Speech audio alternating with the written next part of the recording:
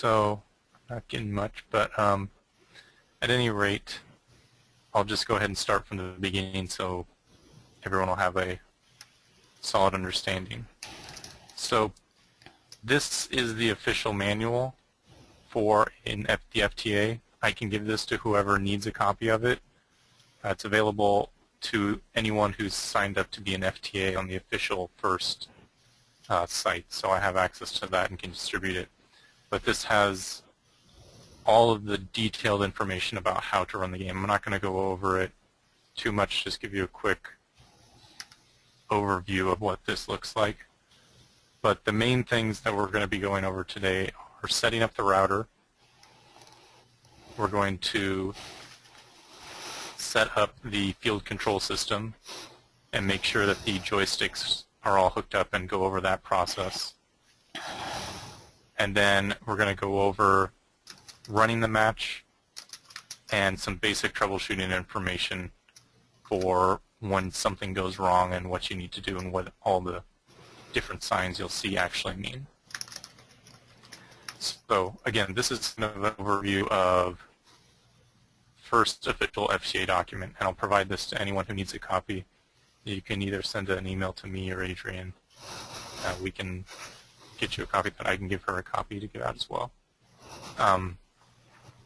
This is really, really, really more about how to actually resolve disputes and some basic troubleshooting more than actually running the game. So if you're looking for information like how do I set up a team in the FCS, you'll probably find it here, but it'll probably be buried towards the bottom. What you should really look at this for is more get an idea of what they consider would be conditions that would be a reset of a match. So just to give you an idea, I'll give that out. You can look over it later. The first thing we'll go over, though, is setting up the router, because that's really the slightly more technical part of all this. And I want to say it's not too technical because you won't have to actually do much with this. Once the routers should all be set up, but you will have to actually go in and at least look at it to make sure it's set up right. And so that's what I'll be going over first. I'm not sure how many of you have used the routers before. It's just like any other router. Really all we're doing is setting it up with the preferences we want. Everyone will be getting a Linksys router. So these screens that you should be seeing down below here are going to be exactly the same. So what I'm showing you will look exactly like what you will see on that screen. And the first thing you'll want to do is log into the router. And all of these routers are set to the IP address of 192.168.1.1. And all you have to do is type that number into Internet Explorer, Chrome, whichever browser you have on the computer, and then it will prompt you for the password, and the login is admin, password's admin. That's the default password for all these routers. Once we get to that and log in, you'll come to a screen that looks like this. And basically, you'll see these points kind of circled here on this. Sorry, it's not the best quality that they gave us to work with here, but the main point here is just this should be automatic configuration DHCP. And this, I don't know if you can see my cursor or not, but what I'm pointing at is number 1 there. Number 2 does not matter. You can just leave it as 1. We're not dealing with multiple routers, so that doesn't matter. If it is 2, it's not going to change the way you do anything. So it's not as big of a deal. But you don't have to really deal with the IP address part there. The key thing down in the DHCP server section, and number 3, is we want to have at least 50 users for these events, but it's easy enough just to set it to 100. And you can start the address anywhere between like 50 and 100, be fine. It's not a big deal either. But for simplicity's sake, just set it at 100 and set the number of users at 100, and that will cover any of these events. And so this is what the main page looks like. This is what the screen should look like once you're done with that. The next thing you'll want to make sure is the wireless settings. If you have a dual band, which some of you may get, what you'll see here there's a 2.4 gigahertz. There will be a separate thing underneath this which says 5 gigahertz. I believe it's 5 gigahertz. Either way, you can just disable that second section. All we need is the 2.4 gigahertz. And you'll want to name the SSID something like FTC_league or something official sounding, because it will be broadcast so people will see it, but we are going to put a password on it so not everyone can connect to it. So we just don't want to have anything unprofessional, but if you have a more specific SSID you want to use, that's fine. Now once we've set the actual SSID here, that's the main thing we're looking for, then we can go ahead and save settings.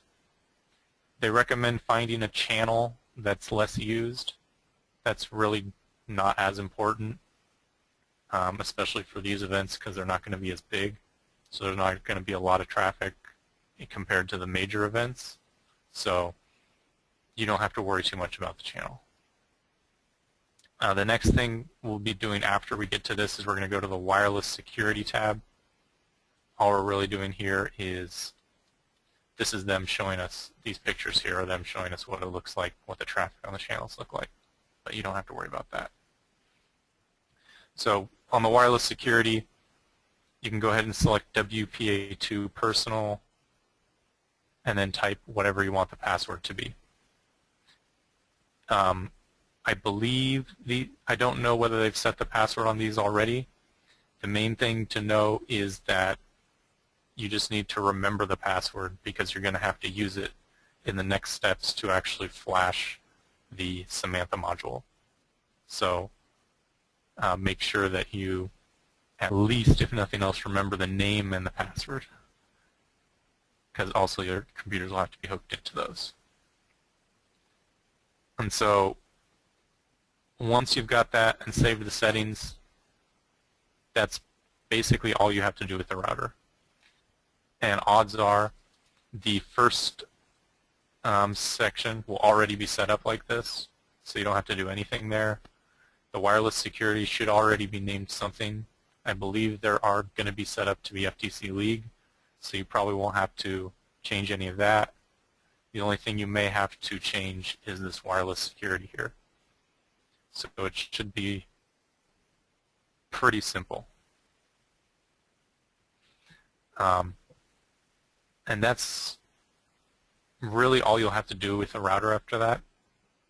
Once you have it set up, everything will have to actually flash all the Samantha modules, but once that's done, the router should be fine. So the next thing I'll show you also, I'm just going to the First WA website, and we have the basic information on how to do this as well, all set up.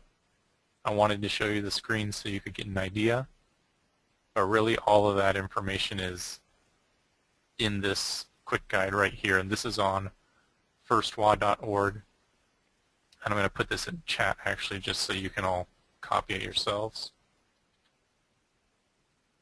Give me just 1 second here. Basically, if you go there, I've set up a quick guide. It has the basic information. Still working on the troubleshooting section, but it should get you the basic information on how to set this up. And so the next section we'll kind of go over is getting the USB thumb drives. So the thumb drives are really not that hard to set up either. The key thing is you'll need to make sure you have the software installed, and you can get the software from the US First webpage. I've got a link there on that site. If you just come here, go to the Samantha resources, and then you'll see kind of a list of things here, and there's the a list of guides on how to do this if you're really stuck after this. And also, if you click on the Field Control System Resources, there's the Field Control Software download. If you download that, basically you'll be able to install that, and it'll have all the software you need. And that will include the program that you need to get the USB thumb drive set up with the right network information. So to actually create the, sorry about that. To actually set that up, I launched the wrong version. I launched the actual field control system instead of the network configurator. So the network configuration, it's called Samantha Network Config, and it will be in the same directory as the field control system, which should be program files, Samantha field control system. Pretty obvious. It's also going to be put in your start menu on your computer once it's installed. Once you plug in a thumb drive, it's going to auto-detect a drive. If you just put in your information for the router that you just set up, and it's going to be WPA2 PSK, and then whatever key you just used will be, and just click Save. It'll put it on a thumb drive, and you can use that thumb drive to update everyone's Samantha module with the network information. The key thing about these thumb drives is it has to be less than 2 gigabytes, and it has to be formatted as FAT32. If it has, well, like an NTFS, it won't actually load onto the Samantha module because it won't recognize the file format. The vast majority of thumb drives that are under 2 gigs are already in FAT32. So really, if you have a thumb drive that's less than 2 gigs, you're probably fine. The key thing is some people have come to competition with 4 gig flash drives, put the information on it, and then we're sitting around wondering why none of the Samantha modules were flashing right. And it's because you need to make sure it's under 2 gigabytes, otherwise it can't be FAT32, basically. This is simplification, but that's basically it. So once we have our thumb drive, the next step is going to go through all of the robots and flash the Samantha module. The basic way of doing that is you have them bring their whole robot, unplug the NXT cord, turn on the robot, plug in the thumb drive. You'll see the lights go up, down, and then it will have flashed with the right information, and you'll start to see the white light start to blink. Once that white light is blinking, it means it's connected to the network, and they're successfully flashed. So basically they're done, and you can move on to the next one. It's a pretty simple way of doing things, and really it just works the majority of the time. So I don't foresee there being that much issue with that at all. But if you are seeing issues with it, or something's not working, check with a team. Most of the teams know how to do this. They've probably all done it. Maybe not all of them, but a majority of them will probably have done it at wherever they're building their robots, so they'll know how to troubleshoot a lot of that. And if you really can't do anything, you can always contact me. I probably be at work when you're doing your leagues, but if you send an email, I might be able to respond. Once we have the Samantha module done, that's the main setup we really need to do for this other than the router. Once those two things are done, you're basically ready to start running matches once we set up the field, because they should all be connecting to the network, and the field control system really, once you get the Wi-Fi set up, runs pretty smoothly. So the next thing you'll want to do is set up the laptop that's going to run the field control system. On these laptops, you'll need to have installed that executable I just showed you, which is the field control system. Once you set that up, it will you'll open it, and I'll just quickly show you what it looks like. You may hear the driver 1 again, but I'll just bring this over here. This is what it looks like when you're setting up joysticks. Basically, you'll have a set of joysticks all plugged in. You'll see 8 different controllers available. It'll prompt you. Just press a button on the controller, and it'll assign it, and then move on to the next one. So you just basically go down each side, pressing buttons on each different joystick until you've gone through all 8 of them. And once you have that set up, just click OK. And let me just close that here. Okay. And then you'll have this is your main view for what the field control system looks like. At this point in where we're at, we'll now have had the joystick set up. All of the people should have their Samanthas flashed. The router's running. So really all we need left at this point is to get the different robots connected to the field. So in order to do that, there's a couple of easy ways. If you have the match list from the scoring software, which maybe some of you will depending on which refs you get and who's your scorekeeper, if you do have that, you can click on this Setup Matches, click Load From File. I think I might actually have some here. If you just load one in, what you'll see is it'll ask you how many fields. You're just going to be running 1, and it'll load all the teams in there for you. And so when you click that, you can just click this Load on Deck, and it'll automatically put the team numbers in for you, saving you a lot of typing in. So, Leo, can I ask a question? Where do the team numbers come? I mean, where do the team numbers get input initially? Yeah, and so that will be put in the scorekeeping software. Okay. So it's going to depend on who your scorekeeper is as to whether they've already done that. But okay. if they have, they'll export that file. Is that something that you'll go over tonight, or do we need to? I won't be going over the scorekeeping software tonight. I can if there's enough time and people would like to. Okay. Okay.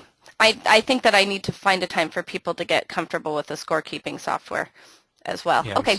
Thanks, Leo. We're also working on the scorekeeping just because we're trying to make it work for districts. So okay. We're making a whole guide for that as well. Cool. Thank you. And so I don't have any robots here, so I'm not actually going to be able to show you them connecting. But as the different robots get turned on, you'll see you'll start to see these boxes that are red right now turn green or yellow, or maybe even red depending on what the robot status is. But at any rate, they'll start to connect as they get turned on. If you see green in this box, it's going to mean that they're fully ready to go. That means their battery level's fine, they're running an autonomous program, they have their Telly Up code set, and they're fully connected. So when you click Start Match, they'll be good to go. If you see yellow, that means that they're not running optimally but they will at least drive in Telly-Up mode. Their battery, what yellow means is their battery's low, or they're not running an autonomous code. And it will tell you no program running if they're not running autonomous code, so you can kind of tell that one pretty quick. A lot of people don't have autonomous code, so that will be pretty common. So if you see yellow, don't panic and think you can't start the match. It'll be fine. They'll still run. They just won't run in that first 30 seconds. And if they have a somewhat low battery, they'll still run. If they really, really push their motors, they might start to stall, or they might disconnect from the field. Because if you lower your voltage too much on your robot, it is possible for it to drop the voltage to the Samantha module, which loses connection for that short period that they lost that voltage. Which gets me to another point that I'll get to a little bit later. But if you see someone disconnect, it doesn't necessarily mean a field issue. The third status you'll see possibly is red. Probably 95% of the time, the reason that it's red is because they didn't set their Telly-Op code right, and it'll say no Telly Upset. If you see that, just have them check with another team to get that set up. It's not too complicated, and anyone who has coded their robot will know how to set the Telly-Op. That way you don't have to know it, and you can just find someone else to get that done. That's really a pretty simple fix, but a lot of rookie teams miss that the first time they get connected up to the field control system. Because when they're running it in their own shops, they can just go straight through the actual program itself and not have to deal with the field control system. They can do it through their coding environment. So sometimes they don't think about that when they actually get to the competition. Once all the teams have been put in and they're all green or yellow, or if they're red, they may, if they have no Telly Upset, it's possible they might run, because it's possible that it still will pick up the code even though they didn't set it right, but odds are they just won't run. And if you see them doing something bad, you can always click the E-stop on them. But generally, you'll have all yellows or greens. And once you have that, you can just start the match. Autonomous will go through 30 seconds. It'll stop. Referees will score. And then you just have the option to start the match again once they're ready to go. And that's really, in terms of running a match, that's all that needs to happen is load the teams, start the match, end autonomous, start Telly-Op. Once it's over, just click remove all teams. And if you don't have the scorekeeping stuff, then you can just start typing in the next team numbers, whatever they are.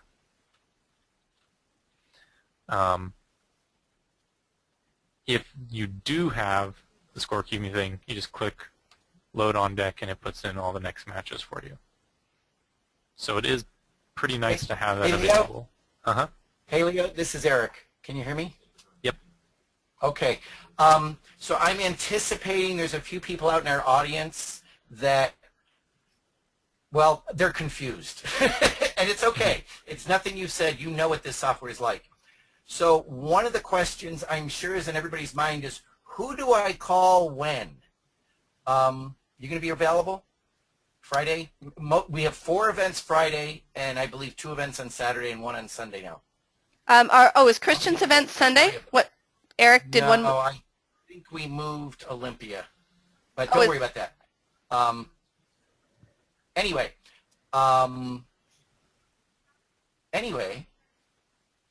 so that's the question I think a lot of people are wondering is can we get you on the phone if we need to? Yeah, it depends on when your match is on Friday. If it's after 5, I might be available. But Oh, I'll be absolutely. at work until... I don't believe anybody's planning on starting earlier than that. Okay. No, I believe, I mean, I know Tahoma's starting at 4. I believe Seattle is starting at 4:30. Are they starting at 4? That's when teams are coming in. No, I believe they are starting at 4. So we will have... Okay, in that case, we'll give them my number. So I have your number. No, we'll get them. We'll get them your number. Yeah. No worries. Yeah. It's, okay. Okay. I'm sorry, Leo. Go back to what you're doing. I just, you know how complicated this is in the first pass. Right. It's really, for those listening, it's not that bad once you get it running. There's some fits and starts at the beginning, but once you get through those, it's actually it rolls along quite well. Yep. So the one thing I was going to go over real quick, when you're running matches, you can't see it really on my screen right now, mainly because I don't have any robots connected, but it'll show you kind of what's going on. Certain robots you'll find will disconnect during the match. Typically, that's due to a couple of reasons. One, they just didn't mount it very well, so when they get hit, it jostles that Samantha module and they lose connection. They'll probably reconnect within 3 seconds.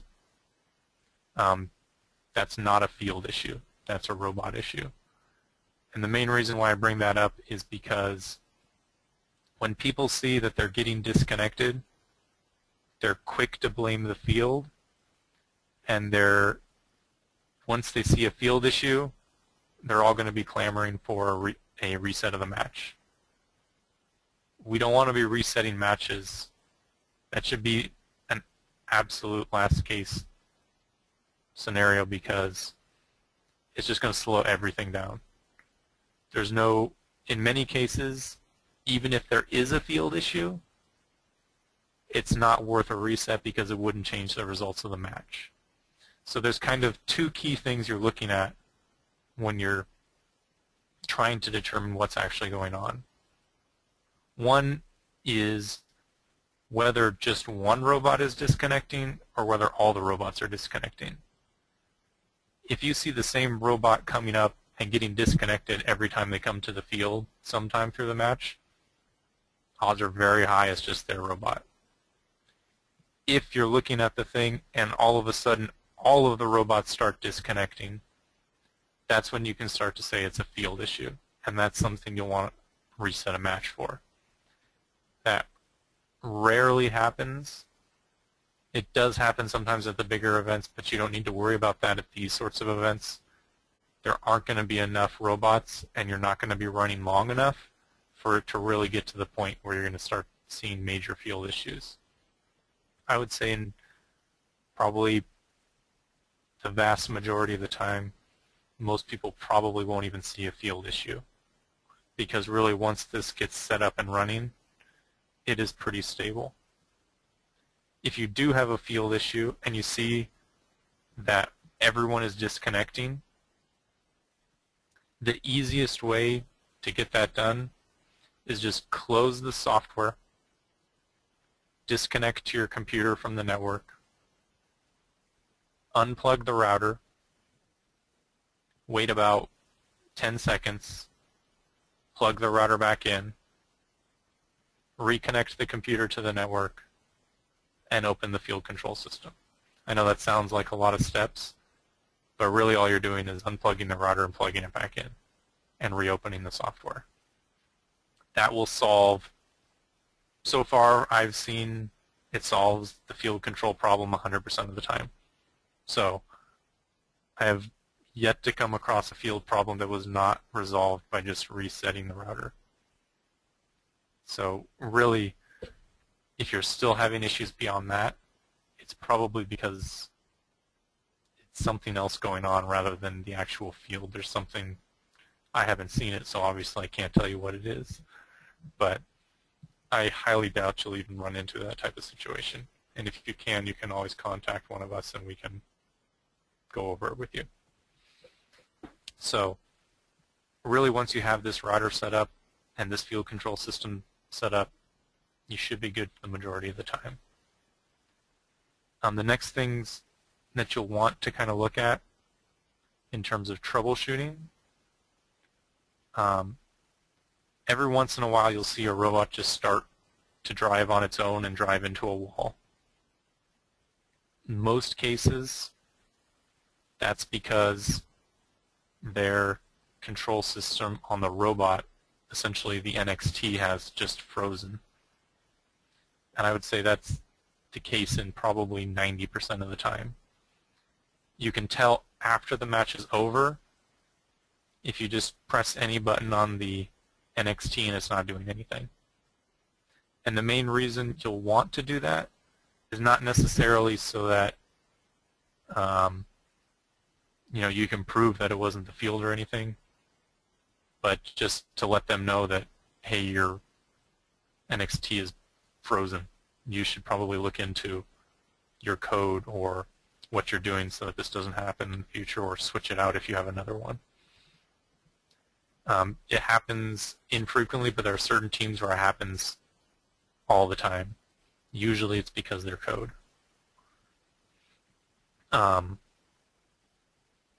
Beyond that, the only other thing that you'll see is if they're using the connector to the battery that comes default, we have seen issues with it where if it's been plugged and unplugged enough times that it starts to drop voltage during the match because the connection is just somewhat weak. And so for about 3 seconds or so, they'll disconnect and then reconnect back onto the thing, onto the field.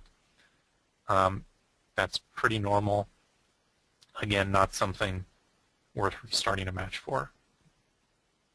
And that's what you'll get the question a lot is, shouldn't we restart that match? And the answer is almost always no, we should not restart that match because it's your fault most of the time, but also that 3 seconds probably was not the crucial 3 seconds which turned the score from 290 to 100.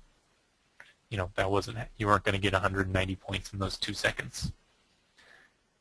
And again, if we have a field issue, the other thing to keep in mind is if you get a field issue in the last 5 seconds, unless those 5 seconds were actually crucial to the score, that is also not a time that we're going to restart a match because it was already decided. The match was already decided. Yes, there was a field issue, but it hasn't changed anything. If those 5 seconds were crucial, like there was only a 3-point difference and they were about to get those 3 points, yes, you can consider a restart at that point. But the key thing in an FTA is more knowing how to manage people's expectations than it actually is solving technical problems. And the easiest way to do that is to just make sure that when there are issues, you're pointing them out the best you can. So if you're seeing something and you know what it is, tell them. If you don't know what it is, don't tell them. Don't say anything. Just let them know, oh, there was something going on with your robot that match. If you don't actually know the problem, don't tell them the thing. If you have a pretty good idea of what the options it could have been are, you can let them know. The more you see the matches, the more you can start recognizing what's going on.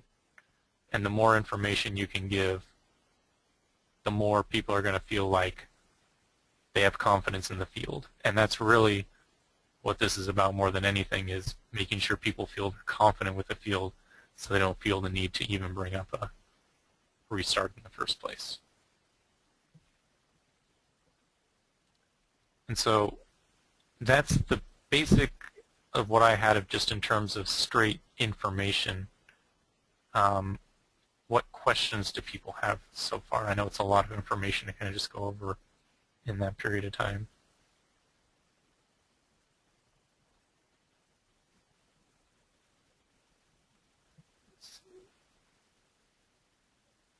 Give me just 1 second here.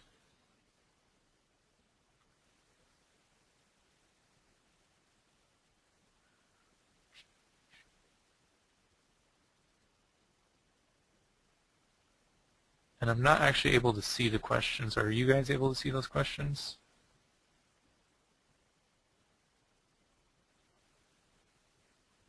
The questions in the question pane? They're to the right.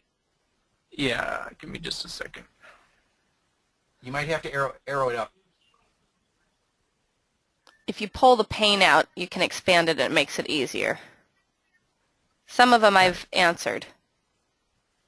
Okay.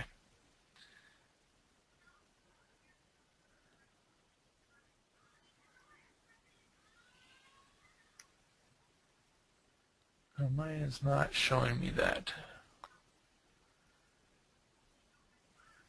Am I just missing something?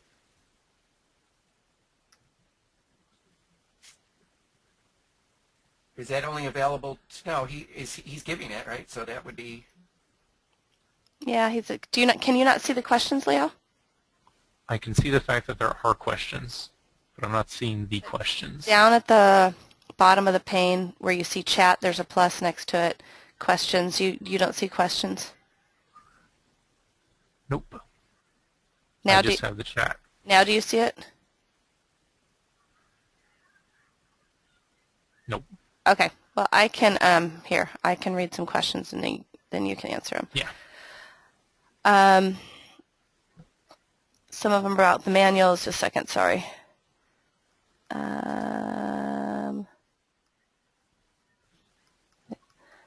So if you do have the match list from the scorekeeper and you load that, if late in the day need to restart the field control system, is there a quick way to set the current match number, or do you have to load on deck over and over to skip forward? So there are a couple ways to do that. The easiest way is, so basically I just went into the setup matches here. If we already have done, let's say, through match 4, if we're just starting off from a given point, you can just click this set current, click OK, and it'll load that current match in. If you need to replay a specific match, it's going to be easier just to enter in those team numbers for that match, because it's too much of a hassle to try and set up, set current, OK, and then go back to where you were supposed to be afterwards. It's easier just to do that one and then load the next match on afterwards. Okay, let's see. Someone wants some examples of field issues. Okay. So one example, it's kind of hard to say outright, because the majority of the times you're going to get a field issue that's actually a field issue. You're really not going to be able to see the exact problem. All you're going to see are symptoms, and the majority of the time those symptoms are just going to be everyone disconnecting from the field, because it's really a system that's set up with it's working or it's failing completely. And if it's failing completely, again, like I said, pretty much every time that happens, you reset the router and it works again. So really what you'll see the majority of the time for a field issue is everyone disconnecting at the same time. I guess that's the best way to say it, is everyone will go from green, and either they'll all be red all at once, or it'll be green, red, and it'll cycle through each of those groups.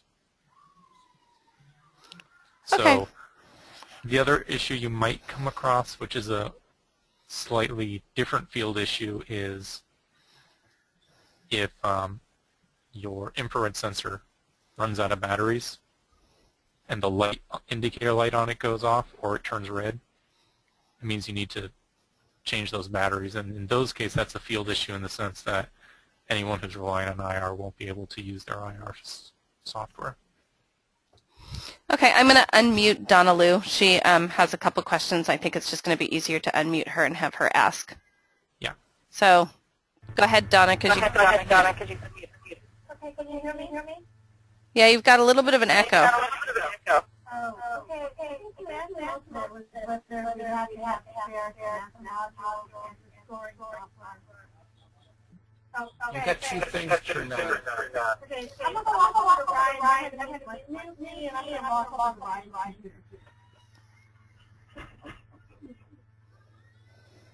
Can we remute her? Yeah. Donna, I'm going to remute you. We can't hear you. Okay, I'll read the question. She has, let's see, I'm just reading them in order. So she has several, but she wanted to know if we should have spare Samantha modules and if FirstWA provides those. Well, do we provide them, Eric? I'm not sure about if we provide extras. If you have extras, it's a good... No, oh, sorry, I was muted. No, there really aren't any spare Samantha modules. What we've normally done is look for those teams that have spares.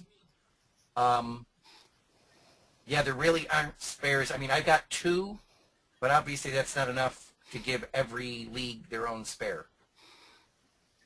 Okay, so maybe we should ask teams to bring spares if they have them, just in case somebody needs one.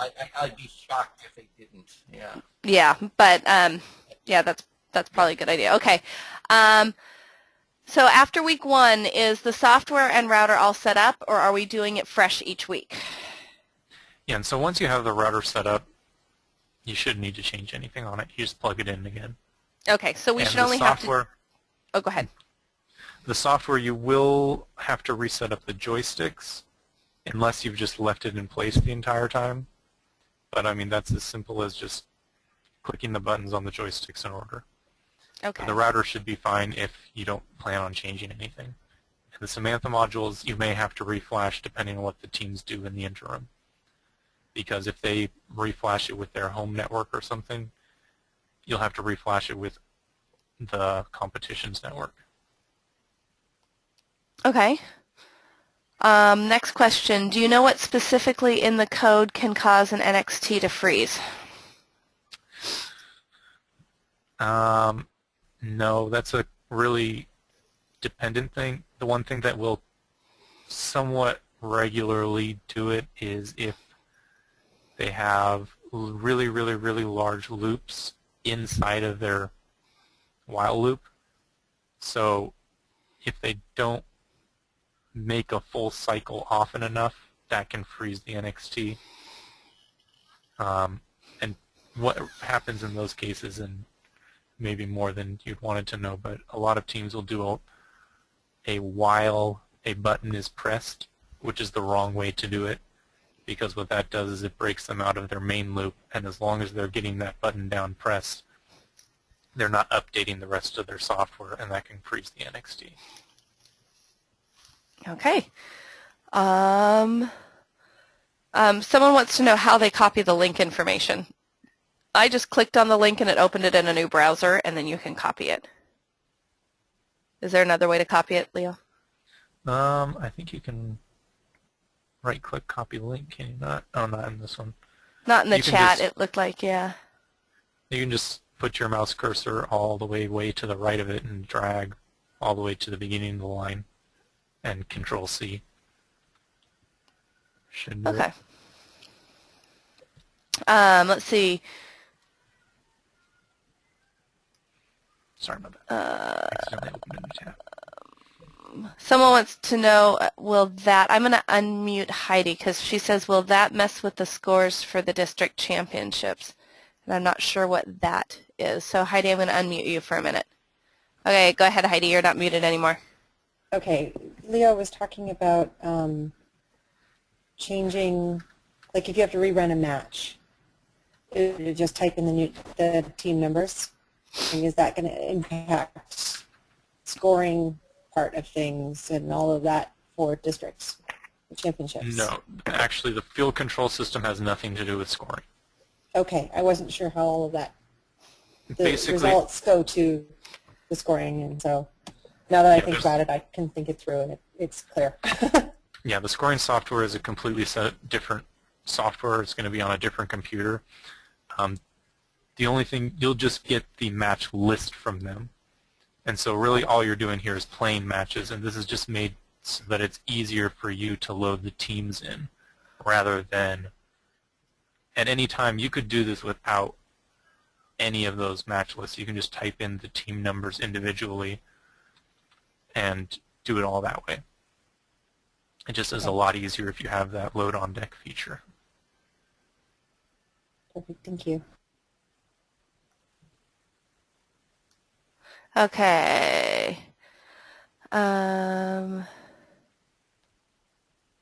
It says you can unmute my mother. I will use my mic. Okay, so I'm going to unmute Donna again. Okay, Donna, we're going to try this again.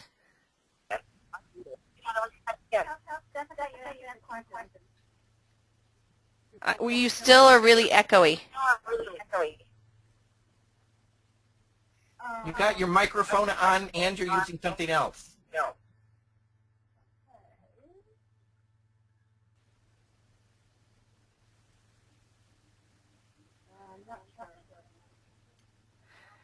Okay, I'm going to mute you again, and we're going to move on, and we'll see if we can get it figured out. Someone says, be sure to have Teams turn the NXT sleep mode to off. Yes. That was actually Donna who said that. And then who is bringing the USB thumb drives less than 2 gigs? Is that from the First WA with the field computer? Now, my understanding, Eric, First WA is providing that, but each league needs to have a computer. So First WA will do the will bring the thumb drives, but the league coordinators or whoever's hosting the event needs to have the computer.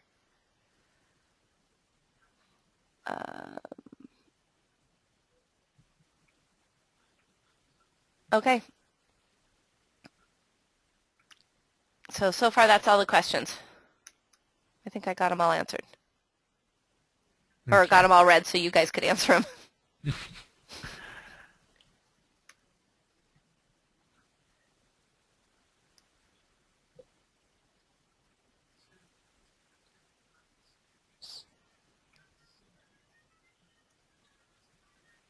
So do we have more that we need to go over?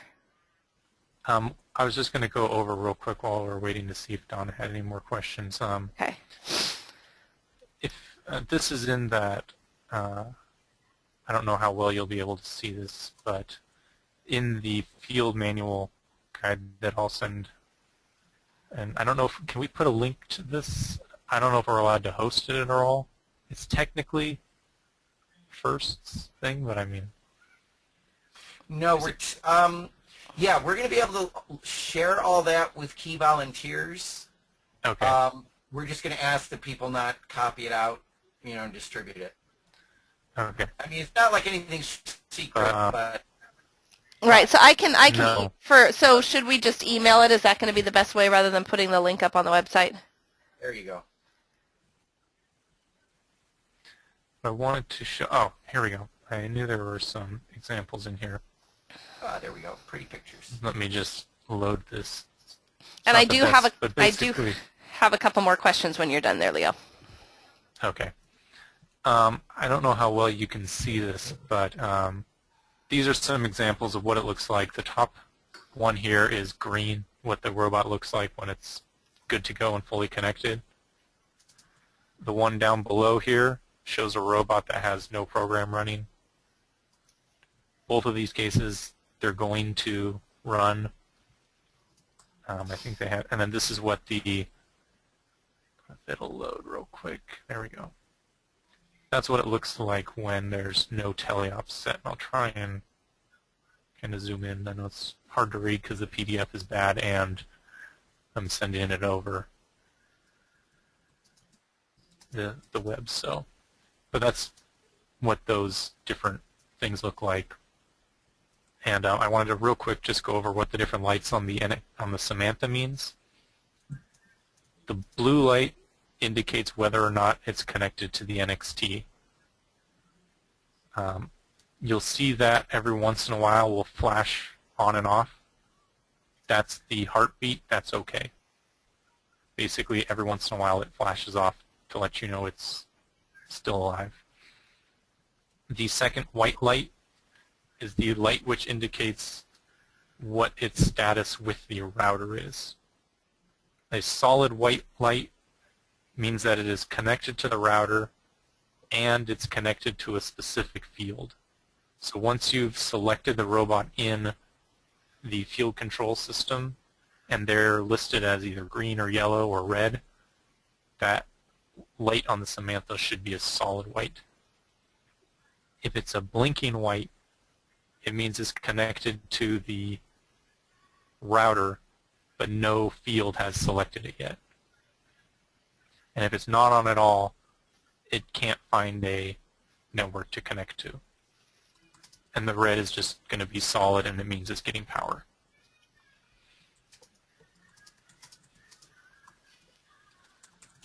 So go ahead. What was the question? Okay.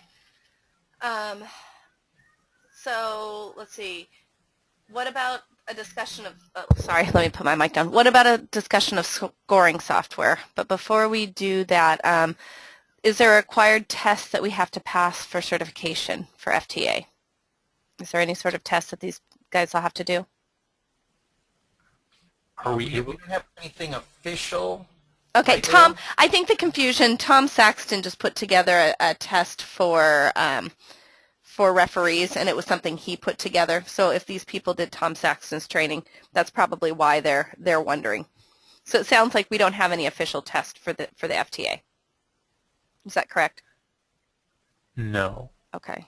And really, there is an official first test, but it's not like the ref test at all. What first is really looking for in FTAs more than anything is someone who's going to keep the matches running. So as a result, the tests that they give are not technical tests, really.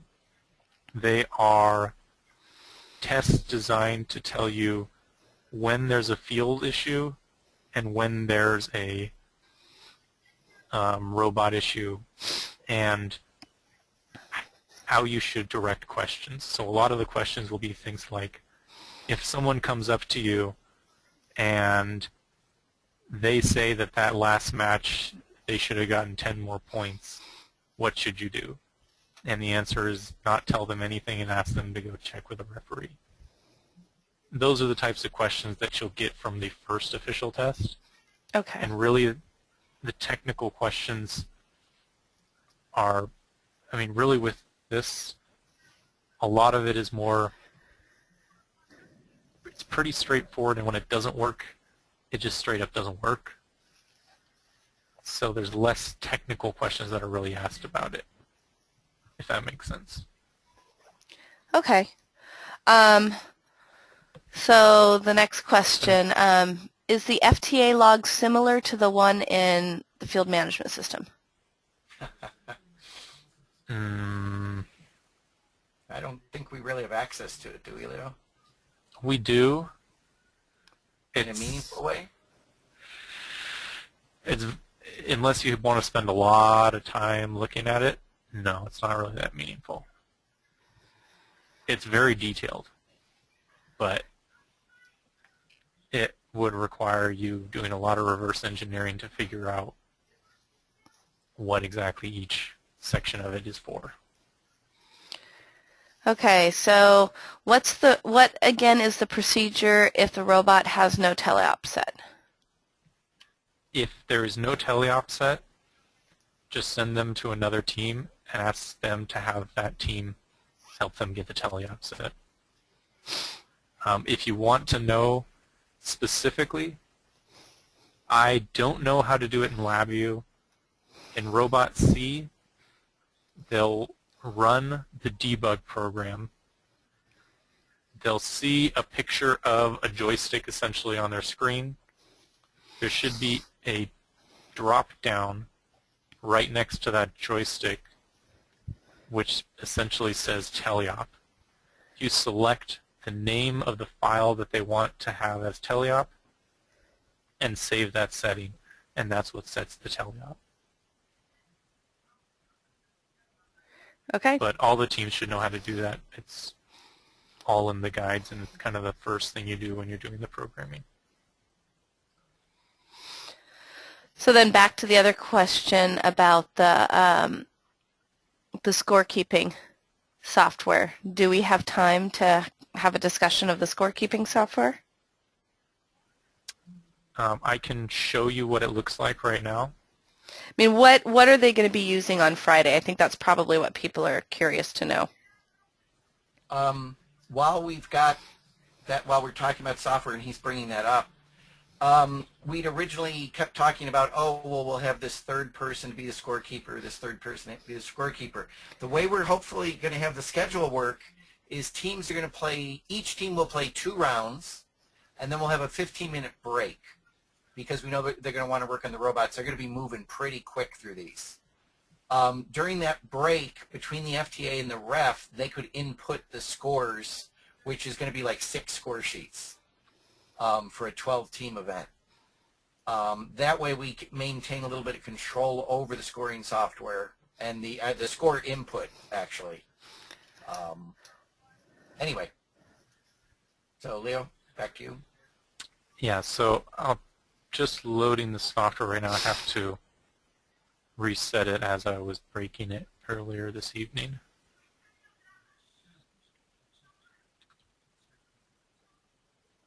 Okay, so let me just try and get this. This is, I'll give it a chance to load here. And where are they going to get the scoring software from? Us. Yeah. The same way that can I put it on the thumb drive? We'll fit on that. let me see how big it is. It probably, I think it's only, I believe it will. it's 30 megs. Oh, yeah, okay. Never mind. It's not huge. I don't know how well you can see this, but there's a list of things here. Anyone who has done this in the past, this scorekeeping is the exact same thing it is every year, at least for the setup. The only difference will be in actually entering the score in the matches.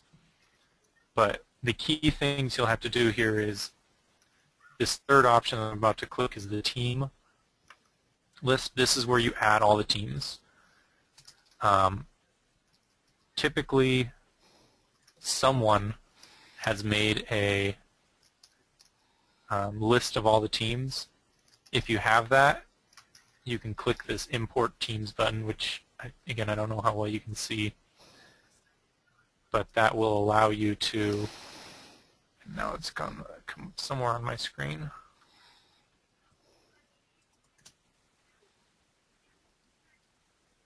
It'll allow you to import all the teams and basically, for whatever reason, that seemed to have crashed the software. But let me just fix this real quick. And Eric, while Leo's doing that, I think that some of the or one of the questions, or well, the question that was talking about if the robot has no Telly Upset, he was wondering if the match is canceled and kind of what happens if a robot can't participate. So do you want to go over that just a little bit? So, or Leo, either one. Yeah, if they show up to the match and they're not ready to compete, the match moves on. That's the official stance. That's exactly what I was going to say. Now, if they show up and they just sit on the floor and their alliance partner wins, do they get the winning? Do they get those points? Yes. Yeah. They don't. Right. There's no rule that they have to move. They just have to have a robot on the ground. Yep. I know that's a rule, not an FTA thing. Never mind. Don't answer that. Because you might. But really, it's. I mean, you can be a little bit flexible, but something like the no Telly Upset, it's going to take more than the couple of seconds of just clicking a button or turning on a robot or, real quick plugging something in. It's going to require them to actually go to their scoring computer, plug it in, update it. That unless you're so way ahead of schedule that there's tons of time left, you're probably not going to want to slow everything down just to allow that one team the ability to do that. Okay. And it also, if you do it more than just that, you set a precedent that you have to do that for everyone now. And if everybody Right. gets these options, it's The match or you're the just going to quickly run out of time. okay. So, real quick, I'll just show what it looks like when you get some teams in there, so that I can show you what the matches look like. So I'll just go over real quick. This is a real quick version of how to do the scoring software. I just entered in some team numbers under the Add Modify Teams. Once you've added the teams, there's another button here, and there's these sort of status updates on the right which tell you what you have and haven't done. We'll generate the qualification matches. I think you're doing 5 matches, is that right, per event? I think 6. 6 rounds. Six rounds. 6 rounds. So you'll set this to 6, click Generate. Just leave it all as the default settings. It's the best mixer. It'll take a little bit of time for this to run. It's very, very thorough algorithm. It was written in Washington State, by the way. Tom and Kathy Sachs. And then you'll get this update saying the matches have been generated. This is the part where you will make that score or that match list for the field control system. This number 5. If you click that, it's going to prompt you to save it somewhere. Defaults to desktop.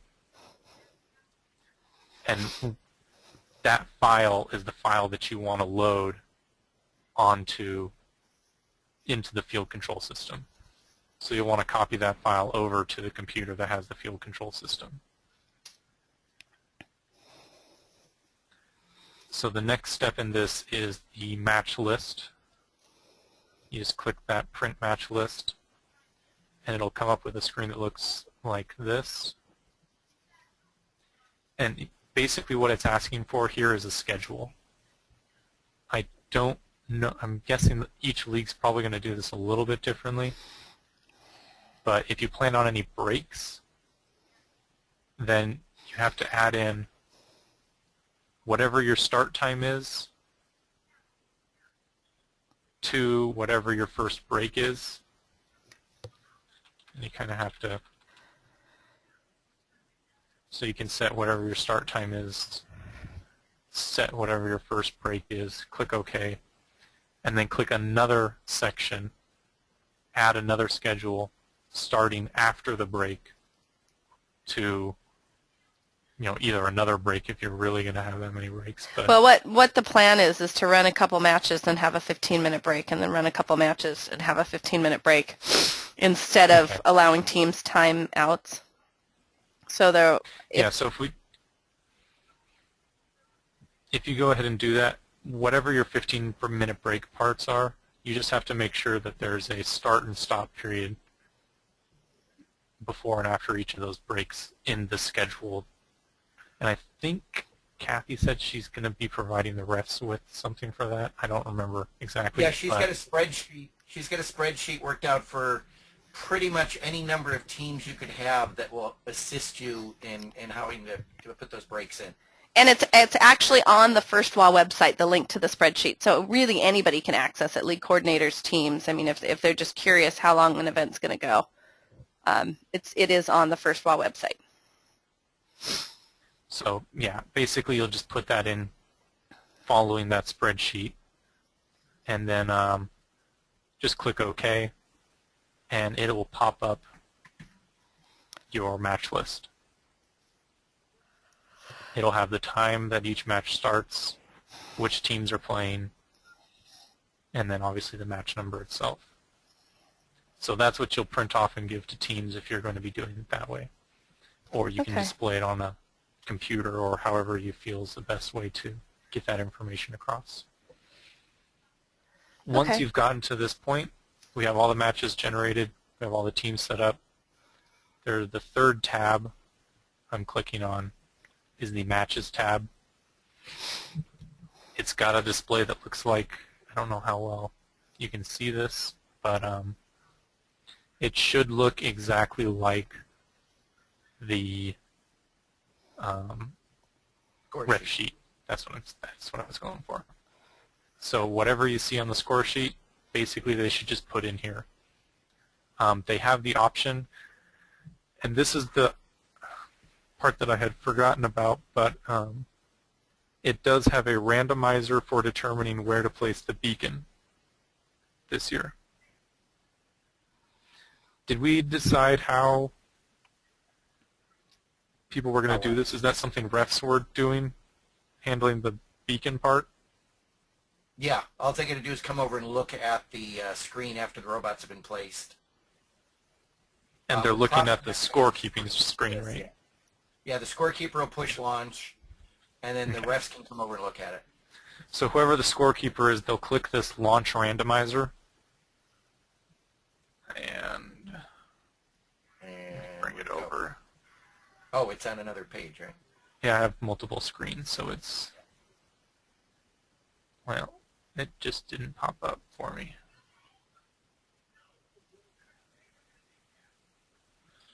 Let's try that again. Oh, there it is. It looks like that. And you can just click Get New Beacon. It'll find one, and you can actually generate one for all the matches, technically ahead of time. But Yeah, I wouldn't let teams know that, but yeah. no, don't. Yeah. And you just click here, get the beacon, and it'll have the list of matches, and you just click Save to that match number. Or you can set it manually by just clicking on one of these columns on the beacon is on column on this score sheet. I don't know how well you can see that, but trust me, there's an option there. They'll fill this out. There's a representation for where the rings are. Should be on the score sheet. How many are on the floor, lifting bonus, weighting bonus, and whether or not they were a no-show or disqualified. Now, having said all of that, there are still one or two issues with scoring software. And do you know where they're at on fixing that? I mean, I sent them in. Okay. I haven't seen an update yet. So just one of the issues is that currently the autonomous rings are not being scored as rings. It's properly calculating whether or not they got the 50 points and whether or not they own the peg, but not, for example, if it was put on level 3, you don't get the extra 15 points right now. So the score is not going to necessarily be right. And I don't know an easy way to fix that without an update to the software. So just letting everyone know ahead of time that that is a known issue. Yeah, this looks like the same one. The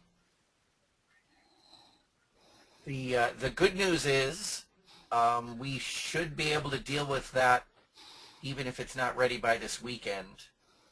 I would say run it as it is. Yeah, basically that. Just run it as it is, and we'll adapt it if we have to. Worst case, we'll sit down and re-score all the sheets. And I mean, really, if you think about it, the maximum points they could get in autonomous that's not being accounted for is 30. So if the match is less than 30 apart, you don't even need to worry about it. 30 or 15? If technically they score both rings on the top level, it's 30. Oh, points. you're right. You're right. Sorry. Yeah.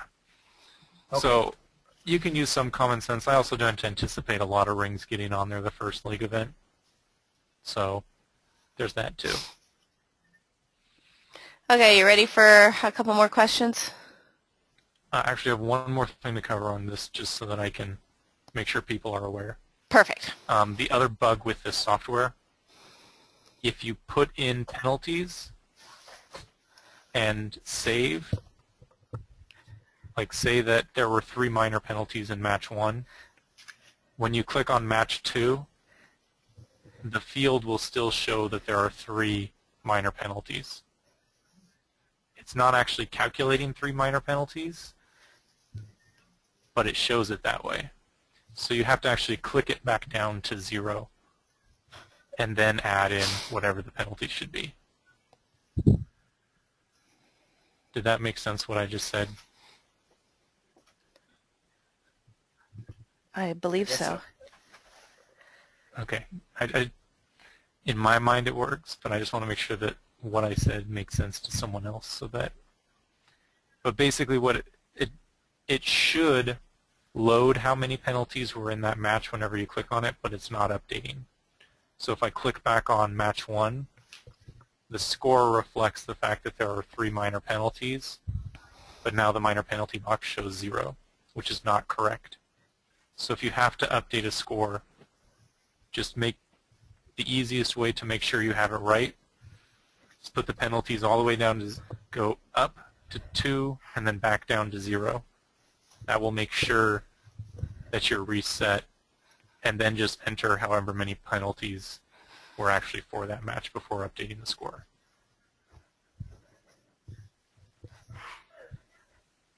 Because it does calculate it right, it just, there was an oversight.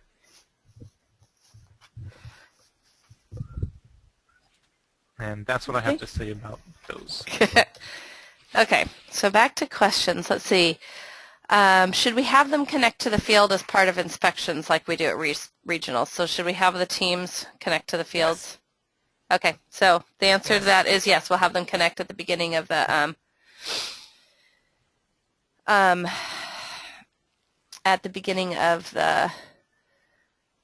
event. Let's see. Where do we print the scoring sheets for the refs? First was providing the scoring sheets. Isn't that correct, Eric? Yes. I will have scoring sheets. I will have inspection sheets. Yeah.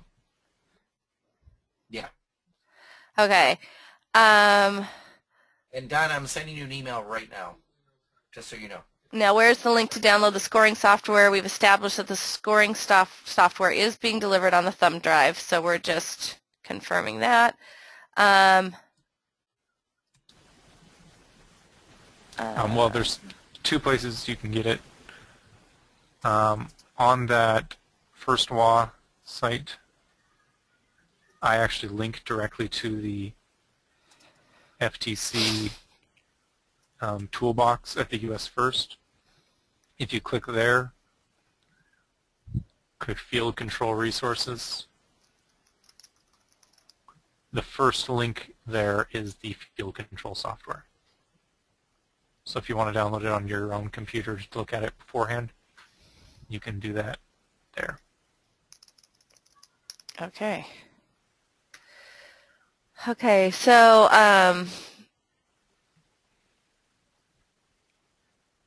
so it says we have 8 of 11 rookie teams. Should we run a couple of mock matches to make sure everyone has the basics in place, or give a test bed drive under the field control system?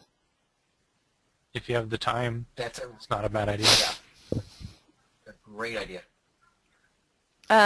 Will we also use the copy to save and send to Eric? So the hard copies of the scoring sheet should need to do. Are the teams holding on to those and giving those to us at districts, Eric, or what? Where are they sending those? So needless to say, we're a little anxious about the scores because we have to play games to get them at districts. So the first backup will be, you're going to copy the entire folder of the, and Leo, correct me if I'm wrong, the entire folder of the scoring software, and you're going to email that to me and Adrian. Yeah, that's the easiest way to do it. Right, so that's plan A. Plan B, don't lose the hard copies. of the scoring sheets. Eventually, we would like to collect those. And then plan C, what I'm recommending is we all have cameras on our phones, take pictures of every score sheet. And that way there's a backup to the backup to the backup. Because what we're going to have to do is mutate all this data so that we can trick the software into thinking that 24 matches have been played and we can go into eliminations. Right. And it's taking a little bit of a trick. And I also recommend that every event for the league use a fresh copy of the scoring system.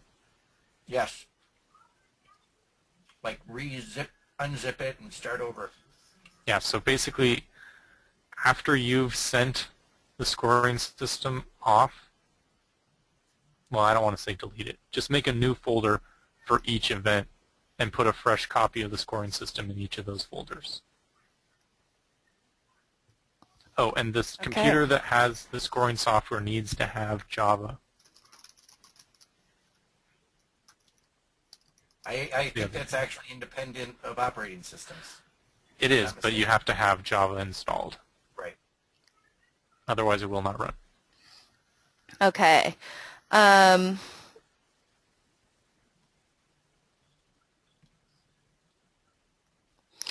wanted to confirm that the randomizer is the responsibility of the head ref. I'm sorry, I missed the question. The randomizer is the responsibility of the head ref. Yes, whether they use the randomizer, a dice, 3 coins, whatever they want to do, as long as it's reasonably random. Okay, and I think the question was answered about when we get the scoring software. The thumb drive and will be delivered, will be at the venue basically the day of the event, my guess is, depending on where the event is. Or before, yeah, but you can download the scoring software. They have to have access to the box if they want to download it. They have to have access to the box? The the first box. Oh, okay. Mm-hmm.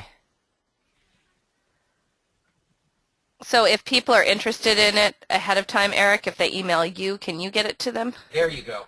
There you go. So I could probably get it to them as well. I'd have to figure out exactly, how to do that. I'll invite you right now to the box thing. I've been invited to the box. Well, then I don't have to tell you. You don't have to invite me. I just haven't. I haven't done much with it, but I can. I'm sure I can figure it out as well. So if you want copies of it ahead of time, why don't you email both Eric and myself, and between the two of us, we will get you what you need. Yeah, one of us is bound to answer it. Yeah. Might be for you, but So yeah, it says so. Each league will have 2 computers, one for field and one for scoring. That is correct. We asked each league coordinator to be sure that wherever the event is held, that there are 2 computers that are able to print to a printer somewhere on site. So each league coordinator should be ensuring that there are 2 computers at the event.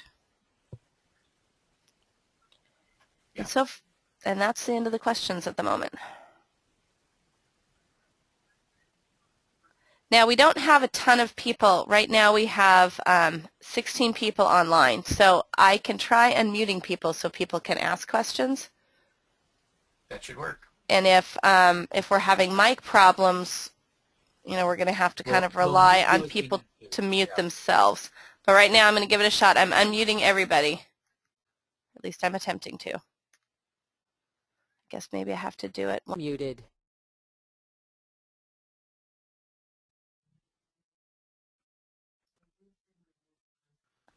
Okay, I guess I have to unmute everybody one by one. So I'm going through and I'm doing it now. So guys, you're going to have to mute yourself when you're not talking. Take it out, Donna. Anna, I think I. Oh, did you mute her? I just took Donna out. Thank you.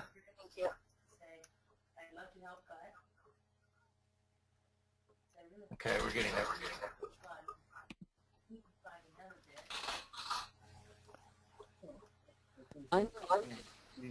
Okay, if you're unmuted and you get a question, go for it.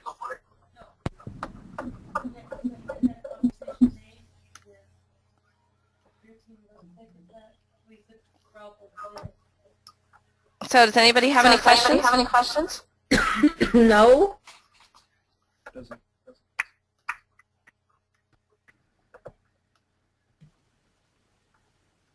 So I want to reconfirm that the lead coordinators are required to provide 2 computers, one for running the field control system and one for the scorekeeping. Is that correct?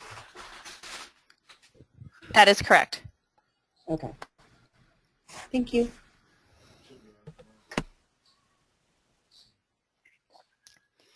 Well, I think that if there are no more questions, Where do we download the software?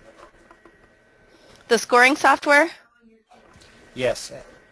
you're going to have to Email send, me or Adrian. yes, Yeah. email Eric or I, and we can get it to you. Or both. Yeah, email both of us is your best course of action.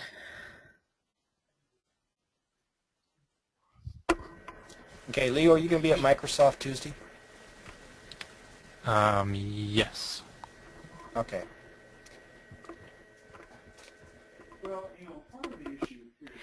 Okay, well, if nobody else has any questions, we did record this, and it'll be put up on the First WA website.